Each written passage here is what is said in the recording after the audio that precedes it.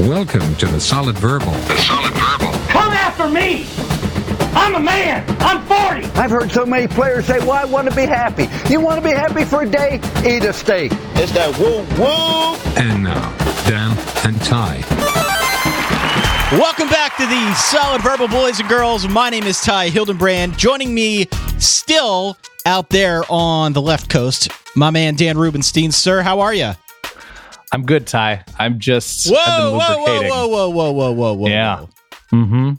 What is this grovelly voice that I am detecting? Everything's sexier out west, Ty. I got a weird bug on the plane, I guess, out here. I feel fine, and it's just been affecting my throat. And so for you, for the people, for America, for our international listeners, I've been lubricating all day. Okay. But here we are. I'll be all right. Well, welcome to one and all. Thank you.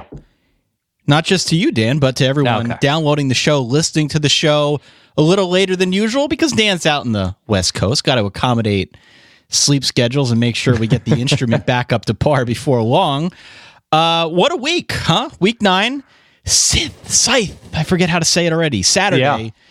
All told, we had 11 of the top 25 teams going down.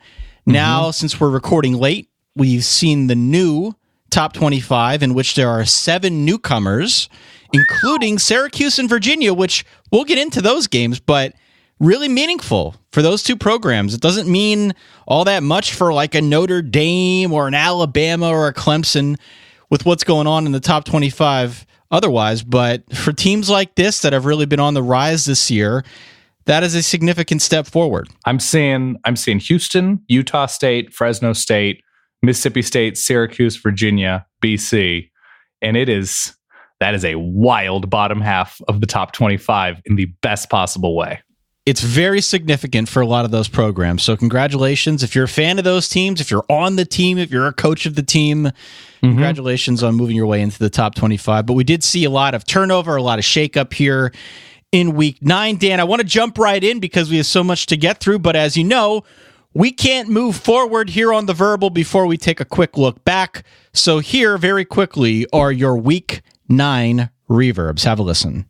So I was already worried about talking to my kids about an ACC Coastal winning Virginia, but a Big Ten West winning Northwestern is just, I don't know how I can do it. Hey guys, this is JP in Arlington, Virginia. Hi, this is Charlie from Seattle. Hi y'all, this is MJ from Fort Worth, Texas. Dan, Ty, Taylor, this is Michael from Kentucky. Hey guys, this is Mark in Mississippi. I'm coming back from watching Georgia beat Florida because any self-respecting Bulldog fan doesn't stay in Jacksonville any longer than they have to. I hope they keep Felipe Franks at quarterback forever, baby. Go Dogs. I don't know Kirby Smart's recipe for gator chili. I just know it was cooked in a crock pot. I just want to say, I don't want to know how the sausage is made.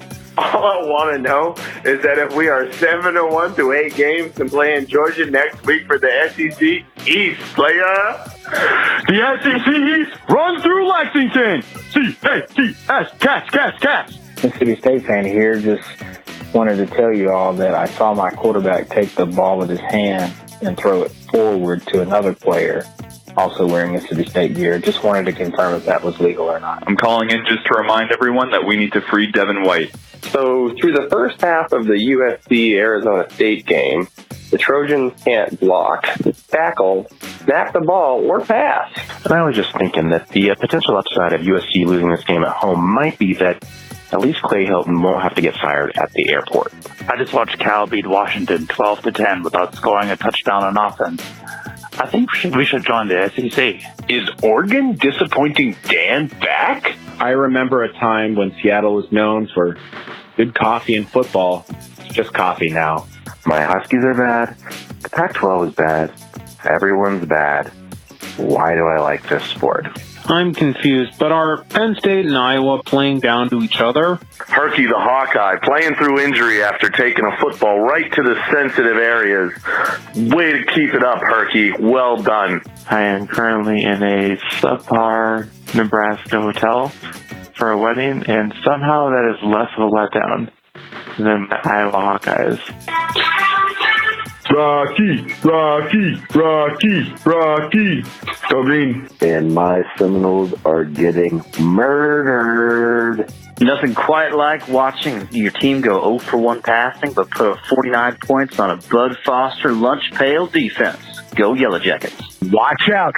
Secretly decent Pitt that controls its own destiny in the ACC Coastal. Woo! Tomorrow I will be heading to my local Best Buy to buy a new TV after I put my foot through the LCD display watching Notre Dame almost fail to Navy. If every player on Texas's defense played as hard and aggressive as Brecken Hager did when they were taking a knee, Texas might have actually won this game. And we just lost to Kansas on a butt fumble. Go Frogs. TCU was always secretly garbage, but now it's public knowledge. Go Jayhawks! Woo! The Mountaineers took the sickle, or as you say, scythe, to the Baylor Bears. And I appreciate all the work Ty does when determining when the best window of opportunity is. But I found my Saturdays are best spent not worrying about what happens when my team plays, so I don't watch. There you have it. Thank you to everyone who called in to 408 Verbal 1. That's the reverb line.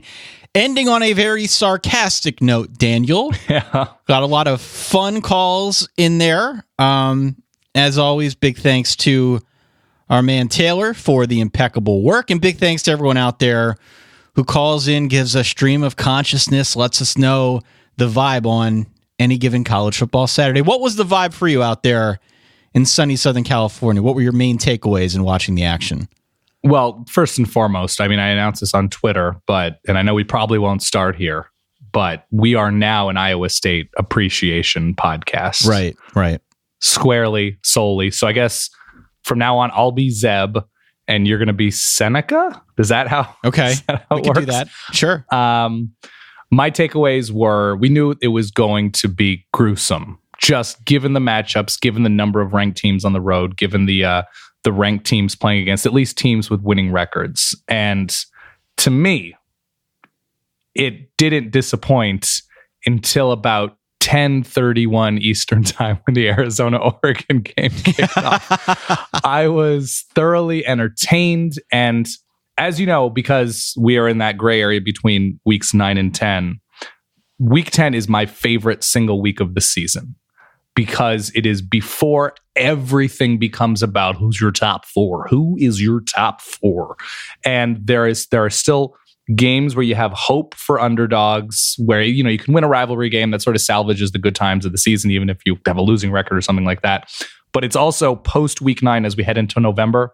We definitively know these teams. It doesn't mean we're going to predict the games correctly, but we have a handle on these teams, I think, for the first time really all year as we get into the stretch run. So this is the sweet spot for me. So whether it was, Florida, Georgia, there was a lot of fun to that game. Even, Utah, UCLA, there was a lot of fun there. West Virginia, Georgia Tech, all those games were interesting to me. The big ones, Oklahoma State finally coming through. I'm going to stop there and not summarize everything.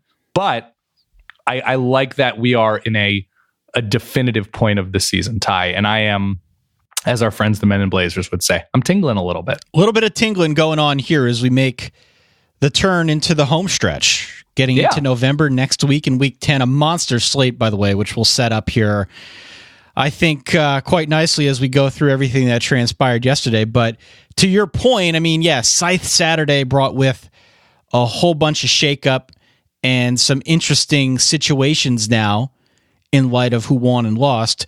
I'm looking at a tweet right now from our friend Barrett Solly over at CBS Sports, who says, for real, all I can think about making this, and he's referring to his top 25 ballot, is that pretty much every team has a case for Solid Verbal's secret garbage. Outside the top 3 being Alabama, Clemson, and Notre Dame, everyone else, in his estimation, could fall into that category. And I think Barrett's on to something. Usually that makes for a very interesting slate of college football games. Mm-hmm. So we saw that in action. We'll start in the SEC, which, by the way, is setting up for a monster slate of games in week 10. First and foremost, the one that everyone's going to talk about is clearly Alabama at LSU. It's at night. Bama opened as about a 14-point favorite, so a lot of points in that game. And then on top of that, we're going to have Georgia against Kentucky. Now, it's not the highest profile matchup of all time, but it is basically going to decide the SEC East. Georgia did its part to get to this game, essentially an SEC semifinal game, by knocking off Florida by a 36-17 score. I want to come back to something that I said a couple weeks ago. Was this or was this not a sous videing of the Florida Gators? Yeah, I guess they got to temperature near the end of the third quarter. Georgia did. And then, or I guess Florida, the Gator would be the one that's cooking a little bit. And then it just gradually held at temperature for that fourth quarter. And listen, this was a 23-17 game with not a terrible amount of time left. And I was at least encouraged by Felipe Franks, that throw, I think it was to Freddie Swain, early on in the third quarter, was an absolute rope. It made me believe that Felipe Franks was taking a pretty big step forward. Turned out that was about his 40% of his yardage for the day. Right. Yeah, I think sous vide or whatever you would do, like, you know how there are some desserts you will flambe at the very end, you'll cook it, and then you take that little torch to get that caramelization. That's what they tell you to do if you're going to do sous videing properly. You get it up to temperature. You want that crust. Using the contraption, and then in order to get the crust, you get a good pan sear or a nice grill sear on the outside of the meat. Well, I'm saying like a torch on top of a dessert. Well, if you've got the searing torch, sure. Yeah. You do that too. Yes. But either way, we had that nice searing effect at the very end. 2 touchdown passes in the fourth quarter that put Georgia over the top. Most notably here is Jake Fromm and the effort that he put in, throwing for 240 yards and 3 touchdowns on the day. Most importantly, no turnovers. And I can't emphasize this enough. Mm-hmm. This is a really important game for Jake Fromm. As we know, he's been amazingly consistent and amazingly careful with the football for, a season and a half now? He had one bad game, Dan, against LSU, and all of a sudden, because of Justin Fields getting closer in the rearview mirror there on the depth chart, all of a sudden you've got this drumbeat building that perhaps it's time to move on past Jake Fromm.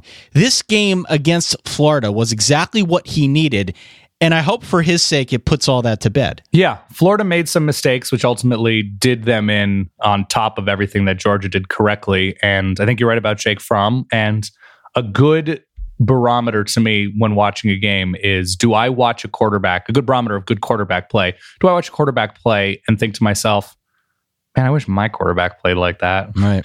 And when you watch Jake Fromm yesterday against this Florida team, whether it was taking what the Florida defense gave to them, whether it was finding receivers in stride like he did early on into the corner of the end zone, he had a great connection with, I think, the tight end Nata for most of this game, just made comfortable throws stepping into the pocket and going into it's a pretty difficult November for Georgia, right? Yeah. They just, in terms of, they have Kentucky's defense and Auburn's defense in consecutive weeks. I'm extremely encouraged as somebody who has no real stake in Georgia doing well or not, but to watch Jake Fromm play like that, especially after the LSU game, Georgia came back to temperature, whereas Florida still has a ways to go to heat up with that bye week. The other thing I'd add here that was reassuring to me on the Georgia front was, look, they won the game exactly the way they would most games. And that's encouraging because Florida's got a solid defense, but they really weren't able to force Georgia out of that comfort zone. That's meaningful for sure as we get into bigger spots. Who knows if the SEC championship's a thing, the playoffs could be a thing. Certainly, we're going to have better defenses, like you said, against Kentucky and Auburn. It's reassuring to know they can play that game and win against a better defense like Florida. And then on the flip side here, you mentioned it briefly about Florida, and then I promise we'll move on to Kentucky, Missouri. But I think you're right. Florida moving in the right direction, but this game was a reminder that it's still going to take some time. That's a steep hurdle still. They got to solve that quarterback situation. Felipe Franks has been better for sure, but they still need to get more out of that quarterback spot. In due time, Dan Mullen's going to figure it out. It's just not there yet. It's going to take more time. Yeah, I rewound that, by the way, that Felipe Franks throw probably 7 times. I loved it so much. I was like, oh, where is this Felipe Franks? Where is this one? He's still young, Dan. He's still young. He has time to mature. Yeah. Sure. So, okay, Georgia wins again handily, courtesy of 2 late touchdown passes from Jake Fromm, 36-17. They've got a big matchup next week against Kentucky on the road. The early line has Georgia at about a 12-point road favorite over the Cats of Kentucky, who moved to 7-1 on the year on the last play of the freaking game against Missouri. A 2-yard touchdown pass from Terry Wilson to C.J. Conrad. Kentucky ends up winning by 15-14. Mark Stoops, I don't know if you saw Mark Stoops after the game. Brother was fired up. Did a little crowd surfing in the locker room. Did you see that? I did see that. So this one caught me by surprise. You'll remember on Wednesday, a lot with the point spreads seemed to point to maybe we should take Missouri, because I think it was, 7? It was abnormally high, whatever it was, which felt like a lot of points against a good defense. In the end, turns out Kentucky's they're just objectively good. Their defense held Drew Lock way down to 165 passing. Another big game from your boy Josh Allen. Oh, huge. The offense is not dynamic for Kentucky, but they're playing hard every game. They're finding ways to get it done, which is what's most important. Ty, you just showed tremendous restraint. And I applaud you because you left out 2 pretty significant parts of this game. First of all, Missouri's second half offense was abysmal, which makes the second point that you didn't make, you very, I think, kindly didn't make, a little more digestible. So this game comes down to Kentucky, as you mentioned, throwing the game-winning pass to, what was it, Conrad caught that? C.J. Conrad, yeah. Yeah, C.J. Conrad, who didn't have an enormous game for them, was a 2-yard catch. It was an untimed down with no time left following a pass interference call, which I could generously describe as, what? What? And you watch the replay of this call, and I think it's DeMarcus Acey for Mizzou, the corner, gets manhandled and then gets a penalty for being manhandled. Now that, I think these are all facts. I don't think Mizzou fans would, or I don't think Kentucky fans would dispute that call being questionable. But it's a little bit more digestible because Mizzou's offense in the second half, and I don't have the same gusto in my vocal cords as I normally would when doing this, Ty. You ready? Yeah.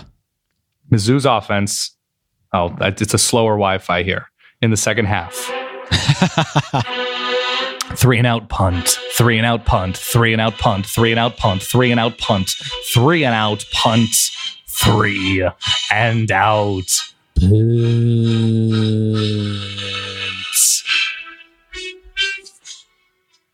Not, 3-4 days after we praised Derek Dooley for keeping Mizzou rolling, it's not even just the tires that are flat. Everything on the Mizzou offensive bandwagon just flattens to a crisp, and they don't get in a 4th play on any drive in the second half. So good for Kentucky for taking advantage. That defense is electric. That defense can compete with damn near anybody in the country. The offense has the ways to go, but weird second half. Barry Odom now 0-7 against ranked opponents in 3 years as head coach down there at Mizzou. Drew Lock 0-9 against top 25 teams in his 4 years as starting quarterback. And Mizzou's defense actually played well. It was a waste of Mizzou's defense specifically. Absolutely. Okay, so we're going to see Georgia and Kentucky. We'll talk more about that game on our Wednesday preview show. Let's move on to Oklahoma State 38. Texas 35. You and I, we had a nice text thread going last night talking about how Oklahoma State is basically the first date that will run up the tab if it doesn't like you. I believe that is the accurate comparison. Yeah, until they are in a very, very nice restaurant where everything is wonderful, until they get that home spot against the most beloved Texas Longhorns, they're just going to be erratic. They're going to be difficult to please, and they're going to disappoint you. But when the bright lights turn on, and same can be sort of said of Texas, except that they managed to get themselves together enough. Oklahoma State, they were so promising in that big non-conference win over Boise State, the way they shut down the Broncos, who have been pretty good since that game. But with what they look like, not being able to close out and not being able to beat Iowa State at home, with what they look like against Kansas damn State, there was something just off about Oklahoma State. And then there wasn't. And then Taylor Cornelius, made manageable throws. The offensive line improved. Defensively, they looked a lot more sound. Tylan Wallace became beautiful. Everything came together. I don't know how do you describe Tylan Wallace in any more accurate a way than just that sheer football beauty. And a good team, which they definitely were yesterday, takes advantage of the woes and mistakes of their opponent. And Texas did everything they could, whether it was, obviously some suspensions on defense that knocked a couple guys out. I think Chris Boyd in the first quarter took advantage of that. But then the penalties, the special teams, the just inconsistency on the ground. I really do like Sam Ehlinger. He can't do literally everything himself. No. The other thing, and I'm very disappointed in myself and really in us that we didn't pick up on this sooner. Did you happen to catch that Mike Gundy after the game refers to Taylor Cornelius as he calls him corn dog? Oh, I did see that. Finally. I'm so happy it's in my life. I tried all freaking preseason to get UConn Cornelius to stick. And it didn't. And I abandoned it. And now corn dog has been gift wrapped and handed to us like a sweet, sweet present before Christmas. Yes. And corn dog was very good in this game. 23 of 34, 3 touchdowns, had 2 touchdowns on the ground, accounted for all 5 of Oklahoma State's touchdowns. A really nice game for him. You also were very kind in glossing over a point here when talking about the Texas defense, Dan. I think I was. The Texas defense didn't have any answers for Oklahoma State, particularly in the first half. Listen to this first quarter, Dan. I'm ready. Oklahoma State rips off 260 yards in the first quarter. That's too many, Ty. That's my hot take. That is too many yards. They were able to get it together later on in the game. But Oklahoma State had at that point already done damage. 260 yards in the first quarter is way too much. Texas needs to get a handle on that, especially in time for next week. They've got a big one at home. West Virginia comes to town right now. They're favored by 1.5. Yeah, liked watching Oklahoma State on offense. If there's a better Canadian running back in college football than Chubba Hubbard, I haven't seen him. And Taylor Cornelius did something, and I mentioned this on Twitter, that I felt Tommy Stevens also possesses. And that is, neither one of them are fast. Neither one of them are particularly athletic. But they run with momentum. Right. Where if they get 3, they're getting 7. And it's like trying to stop a Marc Gasol fast break. It's not going to be super pretty, but do you want to be the one in the key trying to take that charge? Probably not. So what you're saying is he's got Byron Leftwich kind of speed. Yeah, there's a lot of heft to Byron Leftwich that I don't think Taylor Cornelius and Tommy Stevens have, but in that it's going to take a little bit to slow their energy down. Yes. There are numerous laws of physics involved in stopping Tommy Stevens, Taylor Cornelius. Yeah. Yeah, absolutely. So really cool to see from Oklahoma State. And you know what? It's also encouraging to see a team that some had written off as just being a disappointment. They finish with a sort of an up and down part of their schedule. But if they can go 8-4, if they can go 3-1 to close it out, that's a wildly successful end. 7-5 is probably more likely. All right. Speaking of Tommy Stevens, let's move to Penn State 30, Iowa 24. Look, Iowa blocked a punt really early and scored a safety on the very first series of this game. I was getting wicked flashbacks, man. Wicked flashbacks. I was watching this game with a bunch of fellow Penn Staters, and we all sort of looked at each other like, oh no, not again. Then actually in the second quarter, another punting issue. They've been having issues with this punting game. Yeah. Penn State gets a bad snap on the punt, goes over Blake Gillikin's head through the end zone. Iowa finished with 2 safeties in this game, which is not something you see much, but I assure you I have seen it before. except the shoe was on the other foot when Penn State lost 6-4. So nonetheless, Penn State wins 30-24. The story for a while was Trace McSorley getting hurt. He tried to run, gets hit by 2 guys. He limps off. His right leg was hurt. He was only out about 2 series before coming back in. He wore the knee brace. And Penn State survived because of him and because of their defense, but most notably because of what Trace McSorley was able to do. Comes in with a long touchdown run, a 51-yarder that gave them a little bit more breathing room. Also, a great kicking performance by Penn State. Jake Pinniger was feeling it, going 3 for 3 from outside 40 yards, all of which was very significant. If you're a Penn State fan, I think you feel pretty good about this win. They kind of were asleep at the wheel for 20 to 25 minutes. After that point, it seemed like they came to, played a lot better. They've got some names that are emerging on defense. Yetur Gross-Matos on the defensive side of the ball. Yes, I practiced how to say that name. YGM, Ty. YGM. Quickly becoming someone to watch on Penn State's defense. Last 2 weeks in particular have been really solid. So a good effort here from Penn State to win on a cold, rainy, windy day in State College. Okay, buried a couple of things. One, I know that we've gone back and forth where I think Trace McSorley is simply good, and you are just, he's Mr. Clutch, and he is going to be the eventual godfather of my children. That's right. Trace McSorley leaving this game hurts. Didn't even look like he could jog on the sideline at a certain point, and some soggy weather in State College. Goes over to the sideline, and somebody yells at him. I don't know if it was his brother or buddy or a cousin. I don't know. Who was that? Do we know? I don't know. Somebody puts his arms around him from the crowd on the sideline. And then for him to rip off that, what is a 50-yard touchdown 51 run? yards, yeah. Holy hell, was that impressive. Penn State holding Iowa's offensive players, Nate Stanley, the running backs, the receivers, the really good tight end duo, to 0 points. At first, I was like, damn, good for you, Penn State. And then I said to myself, wait, they held offensive players to 0 points and almost lost this game? What? Yeah. How does that even... Because it was, 30-24, Iowa driving with about a minute left, and they have the miscommunication at the goal line. So clean that up, Penn State, because their defense did look really good, and it would have been a wasted defensive effort if Nate Stanley did communicate a little bit better with Noah Fant there at the goal line.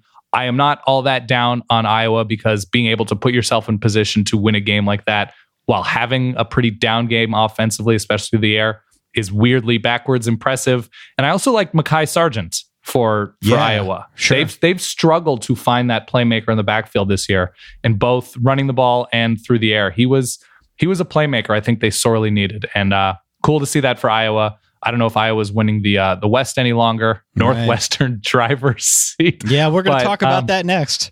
Yeah. Strange game. Cool to see Penn State pull that out. And I think at this point, it's fair to say KJ Hamler is their offensive player of the year. Has to be. He's been very, very solid. Our friend Colin wrote in to say that Penn State has played in 4 straight games decided by 6 points or fewer for the first time since 1894. To support my theory about Penn State being 7 points better or worse than just about any good team in the country. They're a good hang, Ty. That's all it is. Yeah. Penn State's just a good hang. They'll bring their own beer. They'll clean up after themselves. They're a good hang. They go on the road next week to Michigan. They'll be an 11.5-point dog on the road, which is a lot of points. Talk about that on Wednesday. You mentioned Northwestern, the Big Ten West. Northwestern now controls its own Big Ten West destiny. Not something I thought I'd say, and I was high on Northwestern before the start of the year, but certainly not this high. They are 5-3 overall. They are 5-1 in conference play after knocking off Wisconsin by a 31-17 margin. Now a full game clear of Wisconsin. Next week's game against Notre Dame, obviously not a conference game, by the way, 7.5 points, a home dog in that one. Talk about on Wednesday. Their final 3 Big Ten games are at Iowa, at Minnesota, and home against Illinois. That's very doable, Dan. Extremely doable. Who would have thunk at this point that we'd be talking about Northwestern in the driver's seat in the Big Ten West and Virginia potentially winning the ACC Coastal? Sure. I mean, technically, I think Pitt still controls their destiny. Right. In the Coastal. It's probably a little bit more of a stretch. I can't say I was necessarily fully impressed by Northwestern. I was impressed by some progress. Clayton Thorson, pretty mistake prone. I like that they were able to run the ball. It's been a struggle since Jeremy Larkin had to retire for medical reasons. So it was, I think Isaiah Bowser was the one who got it together, a big back for Northwestern. And Wisconsin, it's just, obviously no Alex Hornibrook. He's beat up and doesn't play. The quarterback who came in from, I think his name was Cone, from what I could tell, just looked green. And that's gonna happen if you just are thrust into a lineup.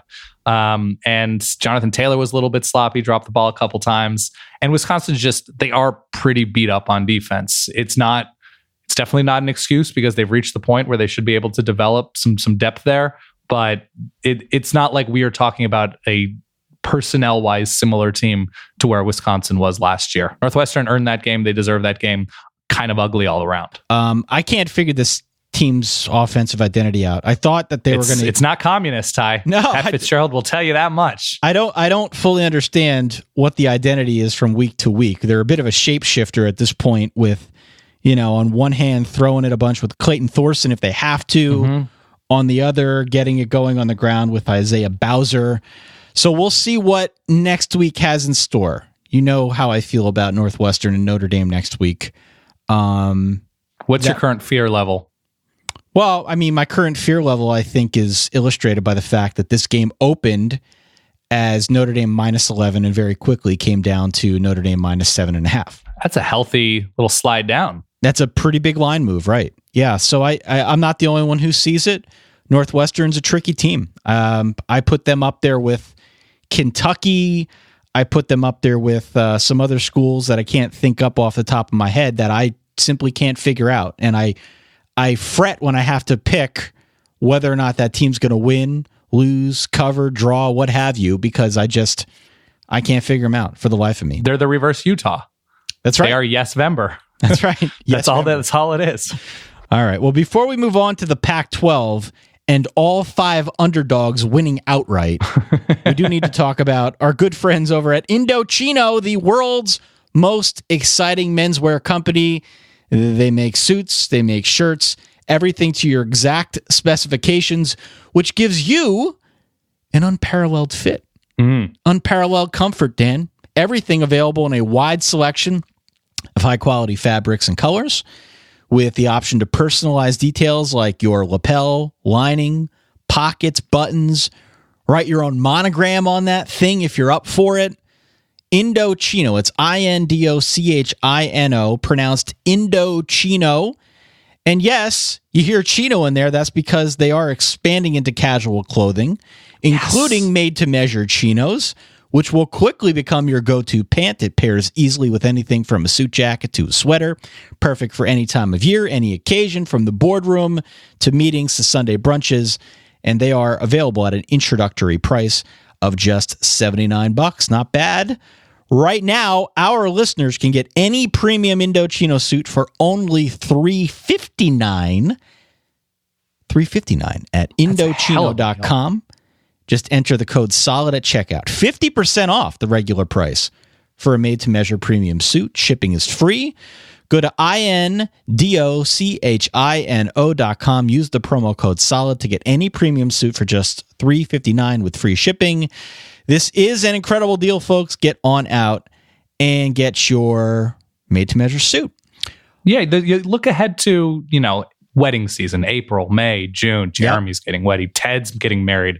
Melissa and George are getting married. You know what? Let me just take care of this ahead of time. Let me get this suit to my exact specifications for my weird body and just lock it in. Whether it's charcoal, navy, do what you got to do. Take care of it, and you won't have to think twice come wedding season. Oh, and also, while you're getting your premium, custom, really cool suit that's going to make you stand out in the crowd, can you please because I'm forgetting, reiterate for our listenership Dan Rubenstein's #1 rule of fashion/comfort? My #1 rule is basically wear clothes that fit. Well, beyond that, I know that. The #1 rule beyond wear clothes that fit is you are only as comfortable as your feet are. Yes! It starts from the ground on up every day of the year. I'm wearing my Bombas socks right now. Same. They've put 2 years of research and development into these things. They have improved the sock design numerous times to get the optimal performance and comfort out of it. Bombas, clearly the most comfortable socks in the history of feet. Yep. It's not just their tagline. It is verbal approved. They've been with us. Facts only. Gosh, they were one of our very first sponsors. They were on Shark Tank. Bombas has been around the block. These socks are legit. They also make dress socks. So maybe if you want to pair something with that suit, just give them a look. If you're in the market for a nice pair of socks, it's bombas.com/solid and use the code SOLID for 20% off your very first order. The socks have an arch support system, which provides extra support where you need it most, a cushioned footbed that is reinforced for comfort without adding bulkiness. Feels like a hug around your foot. They've got stay-up technology, which ensures that your socks are going to stay in place without leaving a mark. They've got a super soft cotton material, which I don't even know how they find this stuff, where they make it, but you're never going to want to take these off. Whether you're a runner, a power walker, a power lounger just sitting around the couch on a Saturday, there's a pair of Bombas out there that's going to add comfort to your life. Dan's got them on now. I've got mine on now as well. We love our Bombas socks. You should as well. bombas.com/solid. Again, the code is SOLID. You're going to get 20% off your very first order. Hurry, go, do it. All right, let's move on over to the Pac-12, which is just madness, Dan. Just madness. Who is the best team in the Pac-12 right now? Utah. Yeah? I think so. I mean, well, they've played head-to-head against Wazoo, and Wazoo won. So if you want to say Wazoo, I am happy. I am smiling to say Wazoo. Right now, I think it may be Utah, but I can be talking to Wazoo as well. That's the class of the Pac-12. That's tier 1. Wazoo won 41-38 over Stanford. It was a good game to watch, not just because of there was a lot of scoring, a lot of back and forth, but also a friend of the pod, Yogi Roth, was on the call. Absolutely, he was. It was good to hear Yogi on the call here. Stanford led for a while. They did. Before Wazoo came storming back, they eventually won when Blake Mazza nailed a game-winning 43-yarder with 19 seconds left. Because of all the other wackiness going on around the Pac-12, it means that Wazoo is the last one-loss team in the entire Pac-12 conference, which is crazy. Totally crazy to think that we are here. But Wazoo is there. They are at the top of the Pac-12. Another big game from Gardner Minshew, 438 passing yards and 3 touchdowns. It was his 7th game of the year with 50 or more passing attempts, and his 5th game this season with more than 400 passing yards, Dan. Buddy, I could not have been more wrong about Wazoo ahead of the season. I just looked at the loss of assistants and a transfer coming in at quarterback, a grad transfer, the losses they had on both sides of the lines, and I just thought it was going to be a gap year for Wazoo. And I am thrilled to say, outside of what Oregon looked like in the first half of their game against them, thrilled to say I'm wrong, because they've been extremely fun to watch. Gardner Minshew, completes 80% of his passes, carves up a Stanford defense that's certainly struggled, but this is not throwing into Oregon State or something like that. No. And Gardner Minshew has to be talked about as probably a top 10, 12 national quarterback at this point. It's not just it's not just screen passes and swing passes. He is throwing the ball downfield. I think he completed 19 in a row to start the second half. And to come back to comfortably lead this team back, it was an exciting end of the game as Stanford had that opportunity. I thought KJ Costello was very good. I thought the game plan was very sound for Stanford in that it's very few people can physically hang with our giants that are going out for passes.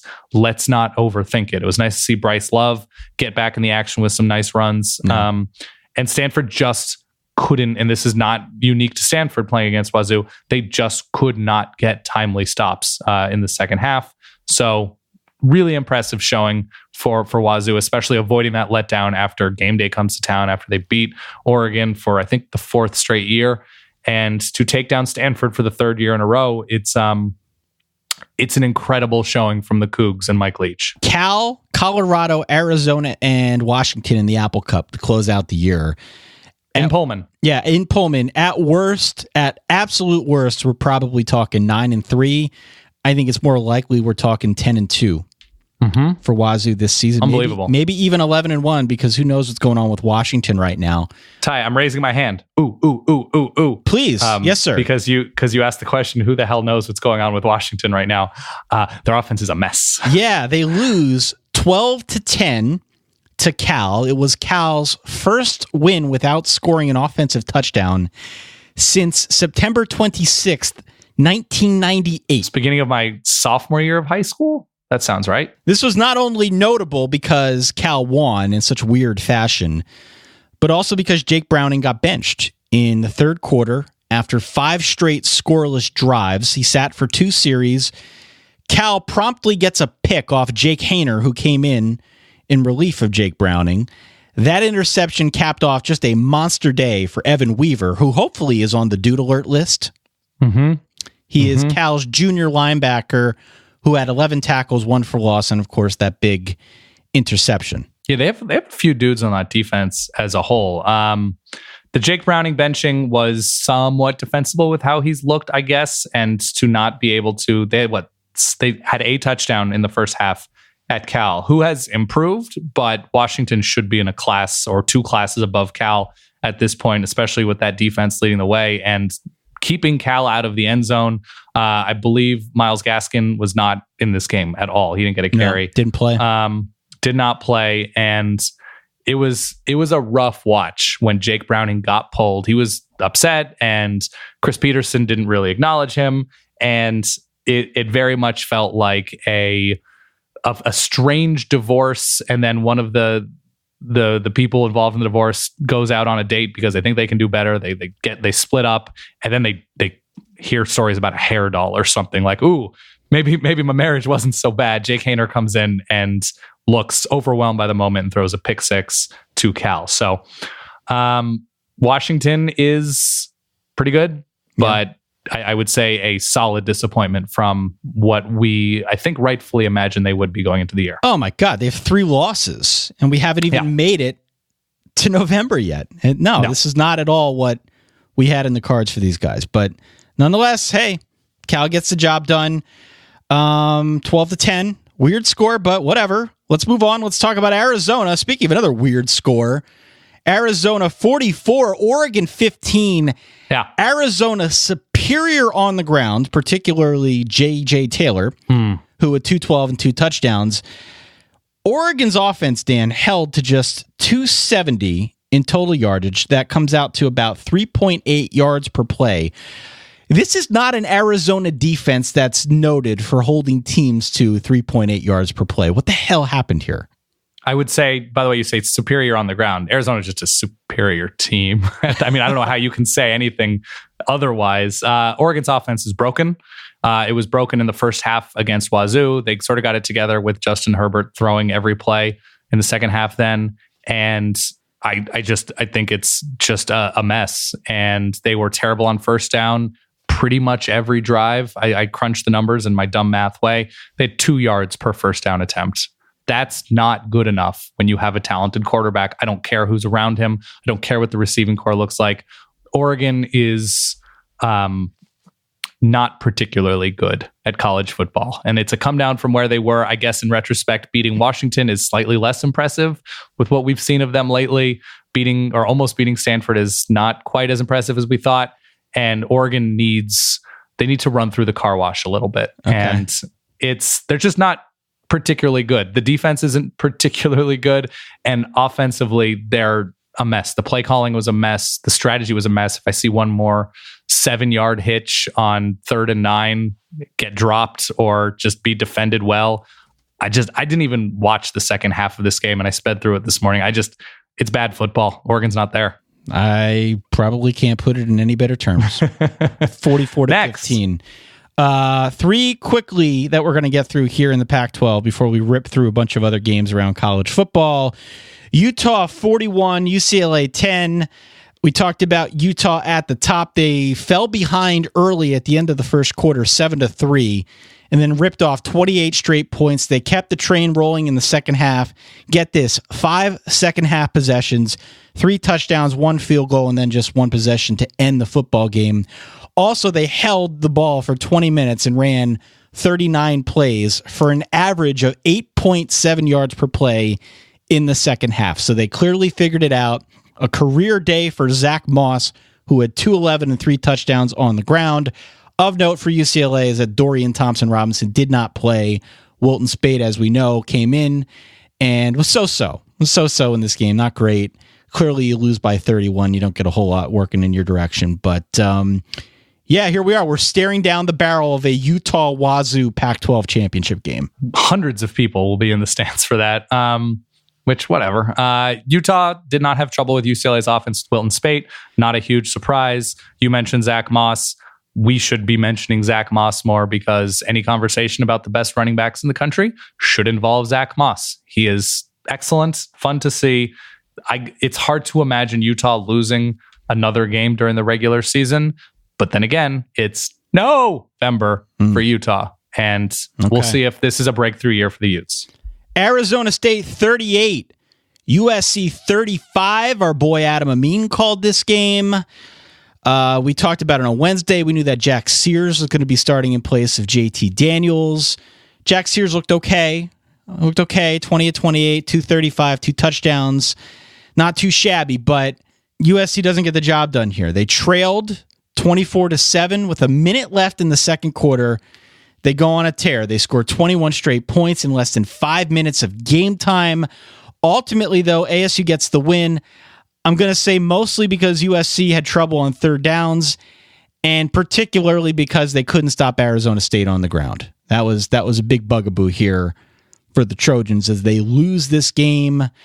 We are getting into that weird territory where people start questioning Clay Helton. Their first home loss in 3 years. We'll see where it goes from here for USC, but a nice win for ASU. I like seeing Jack Sears get his act together a little bit after a pretty shaky start. You know, the moment was pretty big for him. And I think it honestly came down to one very specific fact of this game.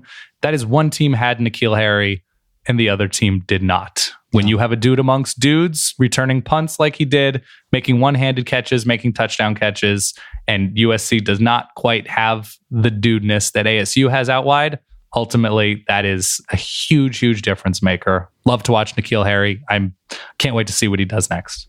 And finally, in the Pac-12, before we move on and rip through the rest of college football, won't talk too much about this one, but hey, Oregon State with a nice win, 41-34 over Colorado in overtime. Oregon State trails 31-3 in the third quarter. They proceed to win this game. It was the third largest comeback in the history of the Pac-12 and ties for the biggest blown lead in Colorado football history. The final score was 41-34 in favor of the Beavers. Yeah, Katie Nixon steps up nicely for Colorado with no Laviska Shenault once again. Oregon State quietly playing with a good amount of fight. We saw them score some points against Wazoo. We saw them rack up some big plays against Ohio State in the opening week of the season. Jake Luton, finally healthy. He has an excellent game during the comeback. They're down, 31-3, you said? Yep. Something like that. And then Jamar Jefferson. I am always crazy impressed by a bad team with a good running back, because to me, it shows, again, that there's a good amount of fight, that there's run blocking, that there's focus on every play. And Jamar Jefferson is pretty quietly one of the better running backs in the Pac-12. Very cool to see. All right. Over in the Big Ten, we had Michigan State 23, Purdue 13. I'm telling you, dog. Dog. Don't bet against the letdown spot. I know you've been big on the home underdogs this year. Oh, love the home dog.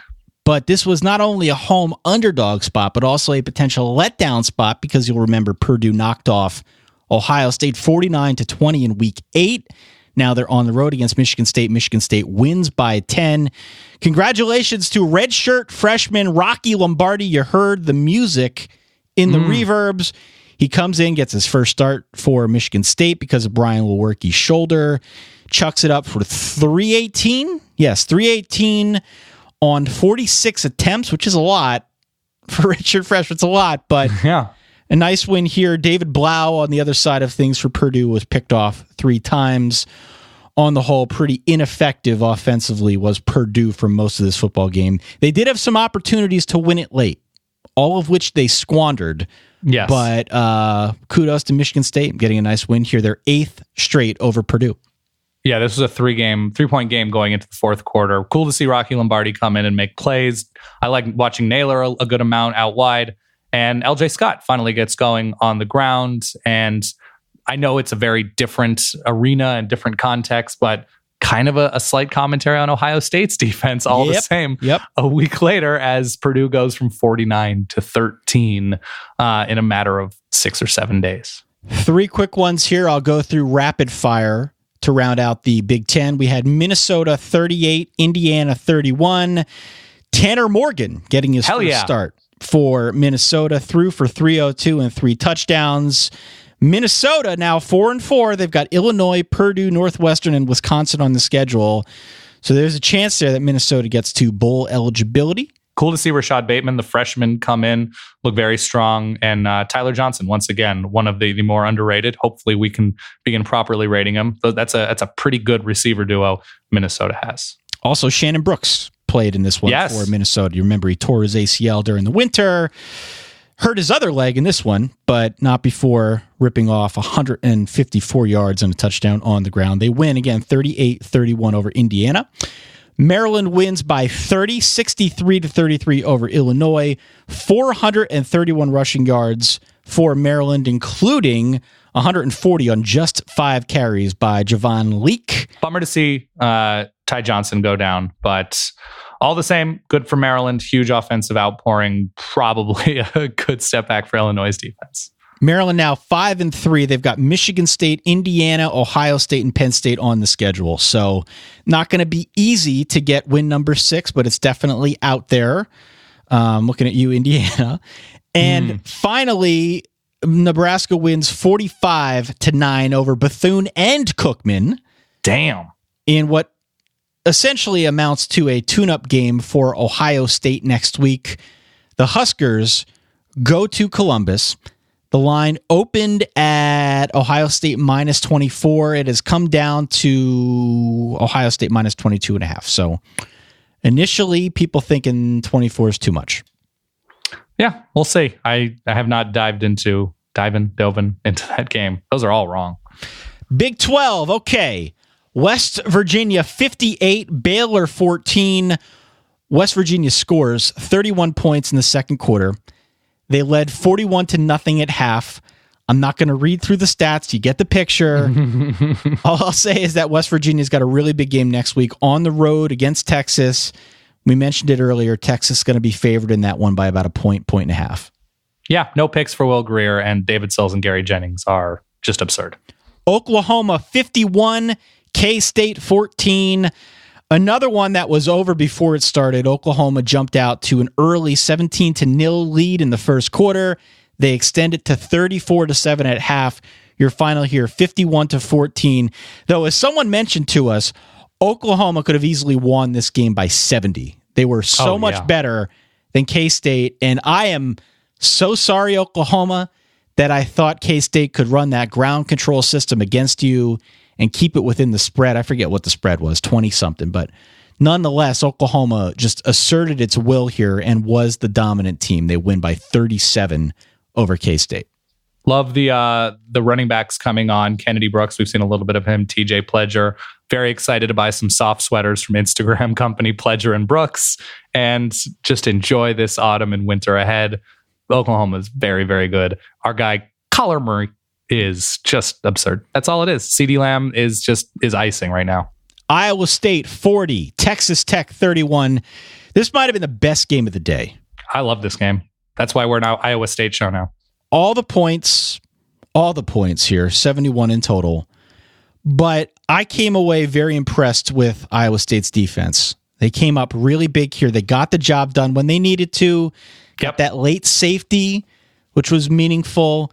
And yeah, Brock Purdy still Purdying like a Brock star out there, getting the job done. I don't know how Matt Campbell does it, Dan, but game in and game out now at Iowa State, we're seeing him spin gold, get the most out of his talent, and have these guys charged up for nearly every situation. Just continues to be one of the more impressive stories around college football.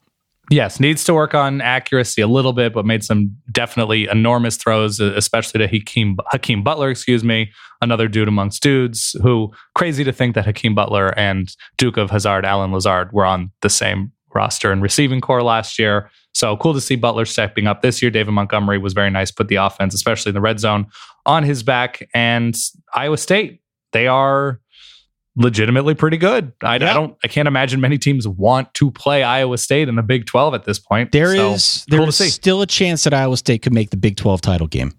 Wow. It's not a big chance, but who do they finish with? Looks like, Baylor at Texas, Kansas State, and then Incarnate Ward. So they have 4 more, and Kansas, Baylor, Texas, Kansas State. So could they win all 4 of those? Sure. Need some help to get to that game. Winning at Texas will be difficult, but beyond that, absolutely. And finally, in the Big 12, speaking of gap years, which you mentioned earlier, Kansas 27, TCU on its gap year 26. Kansas ends its 38-game October losing streak, which is nice. Go Jayhawks. Puka. I don't know what the hell is going on with TCU right now. This is a mess. Irish revolutionary Michael Collins. Listen, he actually did have a pretty good game against Kansas, but to me it was, I don't know where this TCU defense is going. It is a gap year. I am not selling your TCU stock. I think Gary Patterson is still a very good coach. I think there have been some quarterback issues. There have been some offensive consistency issues, and I guess good for Kansas. I'm not going to sell the Jayhawks short. Performing at home against a much better program at this point is something to be complimented. Let's move to the SEC very quickly. 3 other games that we didn't discuss at the top. We had Mississippi State 28, Texas A&M 13. You are so confident. Yeah, really. About A&M. Well, I didn't see Nick Fitzgerald throwing for 241. like it was such a crazy number. Well, it's not a crazy number. No, it's right. But for Nick Fitzgerald, it is, sure. For them to throw a forward pass is a bit crazy. Absolutely. With the way their offenses look. But Nick Fitzgerald looked very promising in this one. 241, 2 touchdowns through the air. Had 2 more touchdowns and 88 yards on the ground. Mississippi State, another one of those teams now, along with Kentucky, that I can't figure them out. They're good on defense. Offensively, still work in progress. Maybe you don't know what you're going to get week in and week out, but the defense held down A&M while the offense clearly got it going through the air. And just in general with Nick Fitzgerald as they win by 15 points here. A nice win for Mississippi State. I'm going to jump on one point. They're excellent on defense, this Mississippi State team. I thought Errol Thompson was very good in this game. I was flipping back and forth. For them to shut down Texas A&M on the ground like that, for them to really get in the head of Kellen Mond like they were able to do, it has only been a matter of offense, and it's at this point death taxes and Mississippi State showing out against Texas A&M.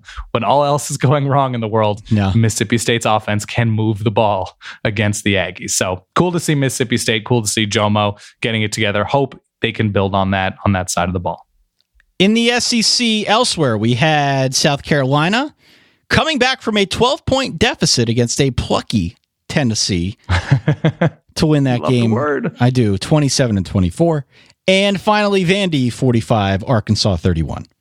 Yeah, cool to see. I thought Rico Dowdle had a nice game for South Carolina. Good win for the Gamecocks there. And Vandy getting their act together finally. It helps that it's Arkansas, but Kyle Shermer was solid, and they ran the ball super well. Again, this is Arkansas, but Arkansas has been, I'm not going to say plucky, I'm going to say feisty. Rakeem Boyd is one of my favorite running backs in the country to watch.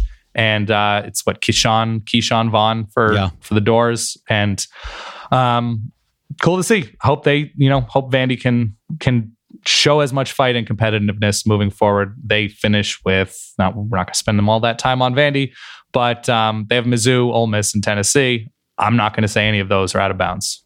All right. Over in the ACC, a simple sound here for Clemson, Florida State. Pain. That's it. 59-10, Clemson wins over Florida State. It's the worst home loss in the history of the Seminole program. There was that amazing screenshot of someone in the stands shirtless and reading a book. A professor, yeah. I think I'm going to use as the official cover photo for this episode, just because I can. Yeah. The quote from Willie Taggart after the game, quote, "I felt like we had some guys that quit on our football team, and that can't be tolerated. You quit, you don't play.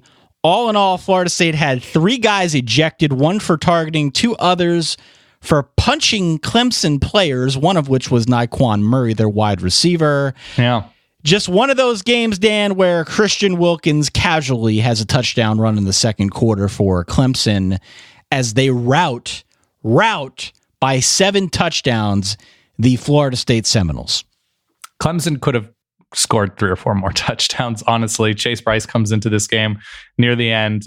Christian Wilkins outrushed. That 1-yard touchdown run outrushed the entirety of Florida State's efforts on the ground yesterday. And crazy impressed with Trevor Lawrence. I know this is a Florida State defense that's put in a bad position because of this offense. The offense is a total and complete mess. And Mitch Hyatt shutting down Brian Burns, I thought was enormous for Clemson. Trevor Lawrence is not asked to do a lot in the way of scanning a defense, making huge reads before the play, going through progressions. It's a lot of one side of the field stuff for Trevor Lawrence. But you know what he does? Makes plays. Yep. You know what a lot of quarterbacks in tough situations don't do? Make plays. Yep. And right. Trevor Lawrence is going to be so scary for Clemson and against everybody else. Quite excited to see. I really like their receivers. Armani Rogers was just enormous for them. T. Higgins made plays. DeAndre Overton was really fun to watch. So this Clemson team is coming into their own nicely, and if Clemson's able to protect Trevor Lawrence and Trevor Lawrence is able to get out of bounds when he runs, they're going to be pretty scary. Yeah, they're very, very good. 59-10, a statement win over conference rival Florida State. I'll go to Notre Dame here. Notre Dame 44, Navy 22. Watched most of this game until it was apparent that Notre Dame was going to be the victor. They led 27-0 at halftime. Good game for Ian Book. Good game for Dexter Williams. It was good to see Jafar Armstrong in there running the football after he had some injury concerns earlier in the year. The big story for me was really Drew Tranquil getting hurt. How bad is it? It seems like his ankle's going to be okay. They took him in on a cart, which is always scary, to get x-rays on his ankle. They came back negative. He was back on the sidelines before long in a walking boot. And then Brian Kelly said post-game that he was actually out of the walking boot before they left. So that's all good news. It seems as though he's going to be available, not just for Northwestern, but hopefully the games moving forward. That would have been a ginormous, I can't even emphasize how big of a loss that would have been for that Notre Dame defense.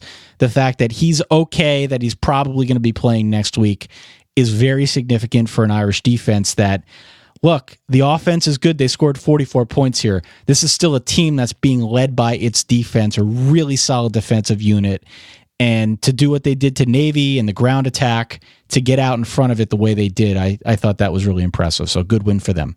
Definitely. Elsewhere in the ACC, did you look at the box score at all for Georgia Tech, Virginia Tech? I did indeed, Tyler. Dan, this reads like a pre-Rockne era game plan for Georgia Tech here. Listen to this. They rushed 78 times for 465 yards and 7 touchdowns. They attempted but did not complete one pass. One pass in this football game, it fell incomplete. They completed 0 passes, but they won 49-28 over Virginia Tech. All in all, they hold the ball for over 42 minutes against a Bud Foster blue pale lunch collar defense. An impressive win here by 21 by Georgia Tech. Yeah, the Hokie defense is not where it was and where it will be once again pretty soon, I imagine. And what Georgia Tech did to them was just, and Virginia Tech early on was nice on offense, but in controlling the ground and controlling the ball, Tobias Oliver I thought was excellent, just in complete control, and series of haymakers back and forth before Tech pulled away. And by the way, Tobias Oliver, 0 for 1, as you mentioned. QBR 67. Nice. Do I understand the mathematics behind it? I do not. Boston College 27, Miami 14. Good to see AJ Dillon back from injury. Yeah. Steve Adazio wasted no time in getting his dude the ball. 32 carries, 149 yards and a touchdown. In a big win over Miami, BC now 6-2. They're in the top 25. How many more wins do you think are out there of these 4 games for BC? I thought you were going to say for Miami, because that's a tough question. No, I don't want to go there with Miami. Okay. Let's keep this thing optimistic. Let's do it. BC is at Virginia Tech, home against Clemson, at Florida State, home against Syracuse. They're 6-2 right now. What's their final record? So Clemson's a loss, even though that's at home. They can beat Tech. They can beat Florida State. They can beat Syracuse away from the Carrier Dome. It feels kind of toss-up-y, a couple of those, so I'm going to say 8-4. Okay, 8-4. 27-14 was your final here over the Canes. Miami's offense, by the way, speaking of broken offenses, their offense is broken. They look listless and uninspired in the second half. They didn't get into the end zone, and they're wasting a lot of really good defensive players. That's the sad part of this. They've got a lot of talent on that side of the ball, and it's just wasted. They're flailing a little bit right now. Definitely. They really are. Malik Rozier just looked okay, threw another 2 picks. If that. Defense gave up a bunch of big plays. Yeah, you're right. Virginia 31, North Carolina 21. Yet again, Dan, the Bryce is right. He's great. A ho-hum performance for Bryce Perkins, 217 and 3 touchdowns through the air, 21 carries, 112 yards, and another touchdown on the ground. Again, that Virginia defense, very, very solid. They could easily win their last 4 games. And the ACC Coastal, Dan, just a revelation here for Bronco Mendenhall and the Who's down there in Charlottesville, 31-21, a nice win. Simple formula. Play solid football, commit fewer penalties, don't lose the turnover battle, be the better rushing team. Virginia's going to win games. Bronco Mendenhall has done a very quietly good job in Charlottesville. Cool to see. Wake Forest 56, Louisville 35. Ooh. Louisville gives up 591 yards and 56 points at home. Also, Matt Coburn rushed for 243 yards and 3 touchdowns on just 20 carries. I believe at one point he had an offer to Louisville that was revoked by one Bobby Petrino. Yeah, Petrino wanted him to, this is alleged, to gray shirts, which means to enroll after the season and delay his enrollment. He ended up walking on at Wake and just sticking it to Louisville. So a really good win for Wake, who has just gotten shellacked recently. And I don't know the exact figure of Bobby Petrino's buyout, but a lot of people might soon. Pitt 54, Duke 45. A lot of points in this game. Fun game to watch. A ton of yards. All due credit to Pitt for a hard-fought win against a good team. And oh, by the way, 484 yards on the ground, Dan. Yeah, Kadri Ollison and Valik Carter, who is new to that backfield, dominated. And this was a Duke defense that I think after the first few weeks, people, including ourselves, are like, ooh, this is a feisty unit once again. Even with the loss of their defensive coordinator, Oklahoma State, Pitt offensively has come together nicely. Even though Kenny Pickett isn't throwing it a ton, he is making plays, extending plays. The fact that they're able to move the ball on the ground, cool to see. And in just completely more important and different story-wise, I can only speak for myself, but I'm sure I speak for you in that our thoughts are 1,000% with the people of Pittsburgh after a pretty horrible Saturday. That was awful.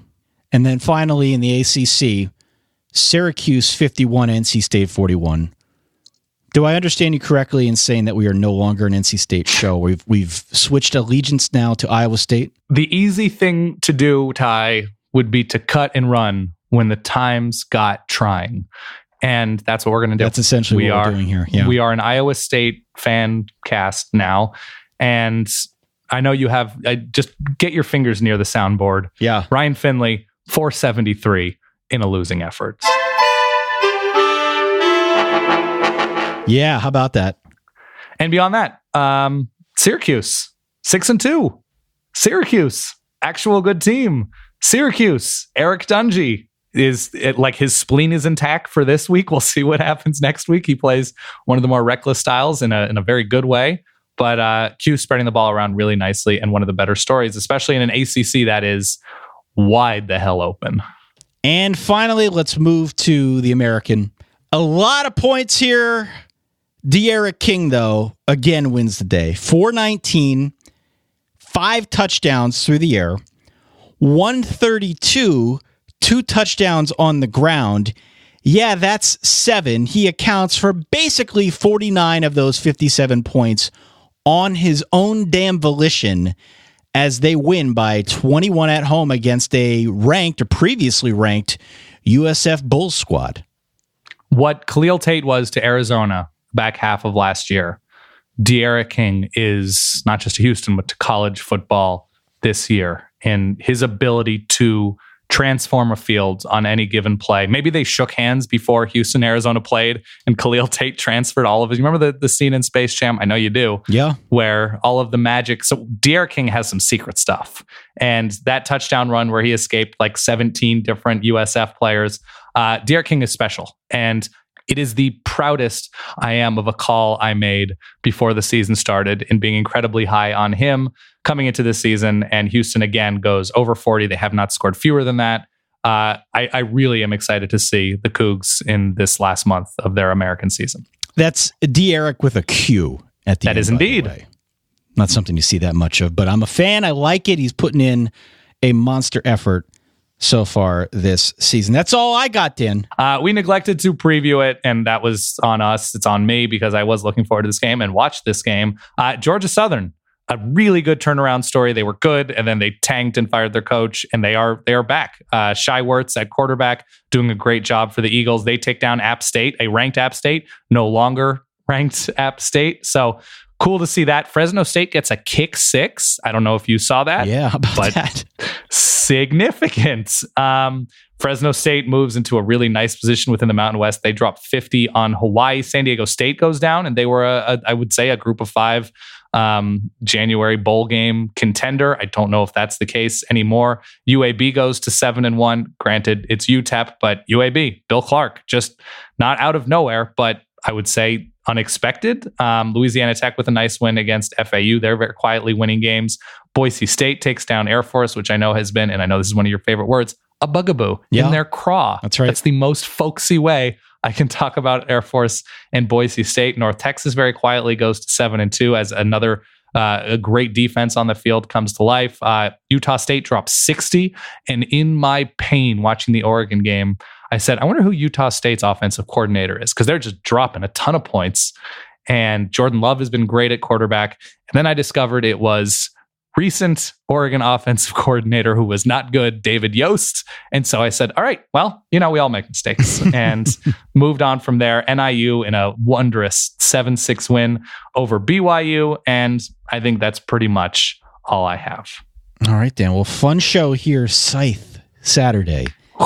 Bloody, bloody, bloody. Did not disappoint, but we've got a monster slate of games coming in week 10 as we turn the page of the calendar into November. Real quick, Ty, let me interrupt because it's time for Dude Alerts. All right, this week, let's just start from the top. Jake Fromm, CeeDee Lamb, Tyler Johnson, Rocky Lombardi, N'Keal Harry, a dude amongst dubs, Valik Carter, the combo of Mitch Hyatt and Christian Wilkins for Clemson, Isaiah Hodgins, Puka Williams, Matt Colburn, Josh Allen, Hakeem Butler, Errol Thompson, I see you, Tylan Wallace, your guy YGM, Etur Gross Matos, Josh Pearson, Jacksonville State, hell yeah, Rico Dowdle, Tylan Wallace, Zach Moss, and Kelvin Harmon. A bang-up week for dudes on Scythe Saturday. All right, let's go on. Yeah, it's going to be a fun one on Wednesday. Come back here. Listen to our show again for free, solidverbal.com. You can find the podcast anywhere where fine podcasts are sold. Don't forget to look us up on Facebook, Twitter, Instagram, all the usual social media hotspots, as well as the subreddit created by Verballers for Verballers at reddit.com/r/solidverbal. And oh, by the way, don't forget to get in your Pick'em pool entry at solidverbal.com/pick'em. The game goes live like every Monday night, Tuesday morning, Plenty of time for you to jump on in. It's a week-to-week game. We encourage everyone to sign up and play along with us, Dan, as we get into week 10. Can't believe we're here already, but wow, what a slate. May I recap one more game quickly? Please. And I texted you about this. All right. Colgate 38, Georgetown 0. Now, this might sound like, all right, Colgate killed Georgetown. Georgetown, this was the Super Bowl of the Patriot League this year. Georgetown came in 3-0 in the league. Colgate now has shut out 4 of their 5 last opponents, has not allowed a touchdown since week 1, and is giving up 3.2, is allowing 3.2 points per game. Yeah. They're allowing a field goal a game. Shout out to the Gators and just their stifling way of going about their business. That's a fine note to close out the show, Dan. Thank you. Shout out Paul Schaffner, the defensive coordinator. For that guy over there in sunny Southern California, you'll be back in New York for our next show, right? I will, loud and clear. I am sorry to hear that, but welcome you again to our Wednesday preview show. It's going to be a fun one. Don't forget to check us out and tell your friends to check us out as well. For that guy way over there in Southern California, for myself, Ty Hildenbrand over here in blustery Eastern Pennsylvania. We'll catch you all in a few days. In the meantime, stay solid. Peace.